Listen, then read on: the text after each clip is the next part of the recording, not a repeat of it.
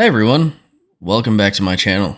So tonight we're going to have a little bit of a celebration because I've finished the top components of the rack, which means the fixed components, if you will, the non-blades are complete now. So this is a huge milestone. That means that now we can focus on getting your actual compute nodes into the rack. In celebration of that, got a little bit of Lefroy over here. Anyway, so let's talk about the three components I'm going to release today. Now, two of those are pretty simple. The lid is not. So the lid's a little bit more complex than that. I think it's probably easier if I just show you in Fusion real quick. So let's just pop into that. As you can see, three major components here. Let's turn off the top. Let's turn off the fan section, and this is essentially the base. So this fits on top of the side panels, right? Pretty simple. I think you've probably seen that in a couple of my videos before. But the reason it's taken me a little bit longer to release this, I wanted to make sure these were exactly like they needed to be. Get the magnets right. It makes all the difference. It's the little things, right? Anyway, the next piece is the fan section. So I call it the fan section. I just didn't have a better word for it. So it just is what it is. Let's open that up. We'll take a little bit of a closer look at that. Obviously, your fans fit in here. Your wires go this way. I built this off of the 40 millimeter 5-volt Noctuas. If you use different fans, probably going to have to locate those in different spots. That's for you to figure out. It works for me. Up here, of course, magnets in 3 spots. Let's talk about these holes that I have in the front because, I think I've mentioned it before, but let's talk about why those exist. On the front of my blades, I have these OLED displays. They burn in, right? Like any OLED display, if they don't change a lot, they burn in. So what I wanted the ability to do was turn them off. So this stats button, which of course I need to write some code for and wire into a Pi, you press that, it toggles them on and off. The main display, it's LCD. I don't really care if it's on or off, but the reason I put it there is because, maybe I'm playing video games or whatever and I just want to turn the display off. If I'm working in the dark or whatever, I don't want to be distracted by that. So that's what that one's for. Now, if you don't need those, by all means, cut them off. But it's something that I'm going to do. I'll probably release the code for that once I've actually written something for it. I'm not a Python developer. It's probably going to be written in Python anyway, so don't judge. But that's what it is. Let's look at the top, though. This is where the complexity really comes in. So, when we look at this, you can see that without those components in here, there are a couple of things. Like, I kind of like my logo there. I've put a lot of work into this. If you want to delete it, go for it. It doesn't really much matter to me, but I wanted it there, represent, what I've built and what I've done. And I kind of like my fan intakes, so I just put that there because I think it looks cool. For this stuff, yeah, you're probably going to want to add some stuff into that. Now, you can do a couple of different things. If you're going to do multi-material, add those in, change the colors, that sort of stuff. If you're not going to do multi-material, maybe add, the leaves in here and then the individual kind of little spots and maybe the white section of the Kubernetes logo. So like if you wanted to do, for instance, that and this and maybe, that, right? You could print those without color and they would bridge perfectly fine. In fact, I know they do because I printed one and I'm going to show you what that looks like here in a few minutes. But I think that looks pretty cool too. Now, what I did was I printed it with full color for all the things, and that's what mine looks like. I I didn't know how the stencil font would turn out, but I think it looks really cool, especially in person, right? So, I'm pretty impressed. I think it turned out really nice, and we're one step closer to having a finished rack at this point. There's only a couple more parts left, right? You've got faceplates and you have trays. Now, there are like 4 different faceplates and probably as many trays, but this is really one of the biggest components here. I mean, this took a lot more time than I expected it to. The last couple of weeks for this rebuild, they've been pretty strenuous. Let's take a look at what it looks like in the slicer. So the first thing we're going to do is we're going to go ahead and import the lid, and we'll do this in single mode. So, I think most of you probably don't have an MMU. If you're just starting with Prusa stuff, I would not recommend the MMU right off the bat. It's definitely a pain to get set up properly, but once you do, it is worth it. But right off the bat, I would hold off on that unless if you have a couple hundred hours on your Mark III and you've got it dialed in, then you can start to add variables like an MMU. But yeah, don't do that right off the bat. In PrusaSlicer, you have this object, right? We just imported that.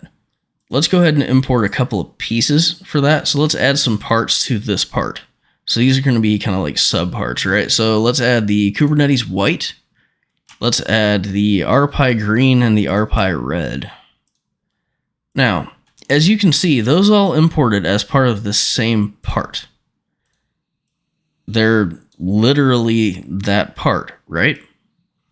And so this is how you would get that bridging over top of those. If I wanted to print this, just like that, maybe, I don't know, flip it 180, like that. Center it, make sure I've got 5 and 5. Slice it.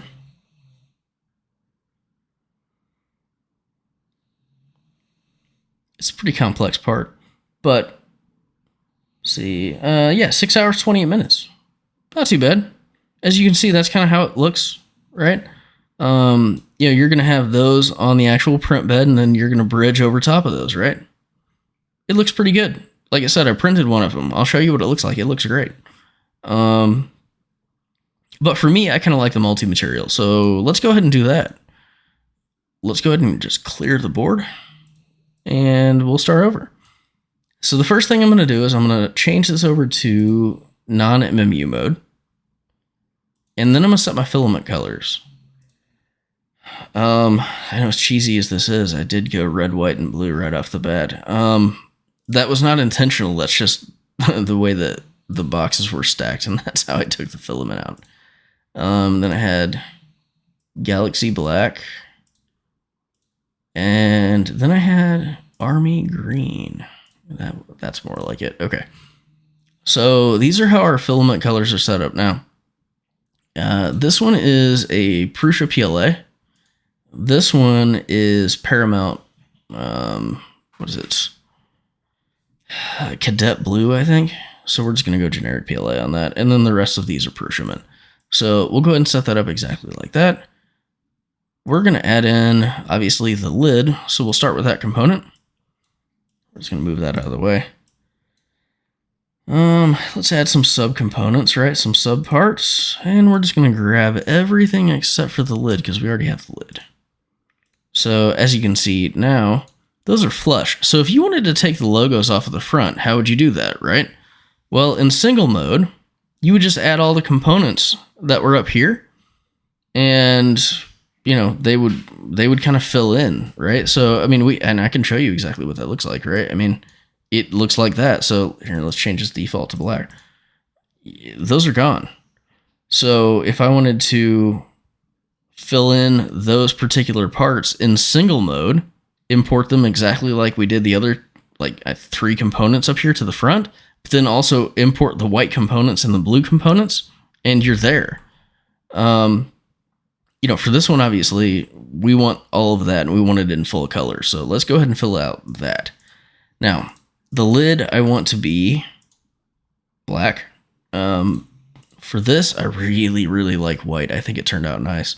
Kubernetes obviously blue, Kubernetes white, Raspberry Pi green, Raspberry Pi red, white, and let's go white with the spinner. So now that's what it would print like, right? Well, kind of. So if you know anything about printing white with a multi-material unit, we're going to go change some purge volumes. So we'd want that roughly probably 100 and 100. And when I unload red, I want that at 100 too. Because red and white, those make pink. And they definitely make pink if you don't do this right. So set your unloads and your loads, and obviously you don't want you don't want any of these colors mixing with white because it's going to lighten them up, that sort of thing. So I kind of like having 100 on unload and load on white. So let's go ahead and set that.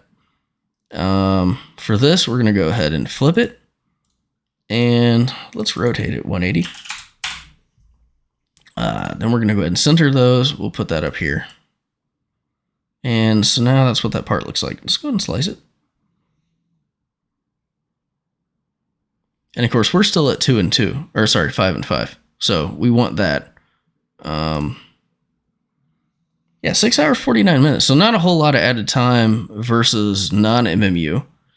And we're only doing 8 tool changes. That's one of the things I paid attention to here. I wanted to make sure that all of these parts were only kind of embossed 0.4 millimeters. That way it was only 2 layers. It cuts down on the amount of tool changes, cuts down on, any potential for failure. But yeah, those came out really nice. So let me pop over to a video that shows the actual components, and you can judge for yourself. I really dig it.